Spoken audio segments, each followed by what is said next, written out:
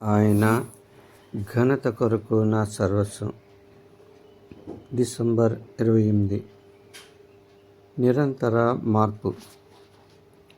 మీరు మార్పు నుండి బిడ్డల వంటి వారైతేనే కానీ పరలోక రాజ్యంలో ప్రవేశింపరని. మత్తయి 18:3. మనము మొట్టమొదట మారిన సందర్భాన్ని ప్రభు ప్రస్తావిస్తున్నాడు. దేవుని బిడ్డలమైన మనలో అనునిత్యము ఏదో ఒక విషయంలో మార్పు అవశ్యం. మనము దేవుని శక్తిని కాక మన స్వంత శక్తి సామర్థ్యాల్ని నమ్ముతున్నట్లయితే తర్వాత జరిగే పరిణామాలకు మనమే బాధ్యులము. దేవుడు మనల్ని క్రొత్త పరిస్థితుల్లోకి నడిపిస్తున్నప్పుడు మనము దేవునికి లోబడుతూ దేవుని ఆత్మ మనకు వెల్లడి చేసే విషయాల్ని అంగీకరించాలి. గతంలో మనము లోబడిన మాట వాస్తవమే, అయితే ప్రతి సందర్భంలోనూ లోబడుతున్నామా లేదా అని మనల్ని మనమే నిరంతరము పరీక్షించుకోవాలి. మనలో అంతర్ధనము లేనట్లయితే విధేయత కూడా ఉండదు.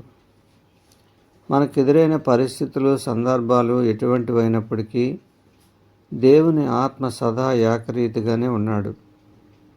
ఆయన రక్షణ కూడా శాశ్వతమైనది. అయితే మనమే నవీన స్వభావంను ఎఫెసీ 4:24 కలిగి ఉండాలి. నిరంతరమైన మార్పు అభిలషణీయము. మార్పు చెందడానికి నిరాకరిస్తే అది మన ఆధ్యాత్మిక జీవిత పురోగమనాన్ని దెబ్బతీస్తుంది. మార్పు చెందడానికి మనలో స్వంత చిత్తం అప్పుడప్పుడు ఎదురు తిరుగుతూ దేవుని పట్ల ధిక్కారం చూపుతుంది. మన స్వంత చిత్తాన్ని, మన స్వాతంత్రాన్ని మనము ఆరాధిస్తుంటాం. దేవుని దృష్టిలో ఏది మన బలహీనతో దాన్నే మనము ప్రాపంచిక దృష్టితో బలమని పేర్కొంటాం.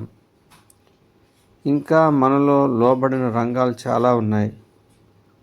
మనము నిరంతరము మార్పును అభిలషిస్తుంటేనే మనలో సంపూర్ణమైన మార్పుకు ఆస్కారం ఉంటుంది.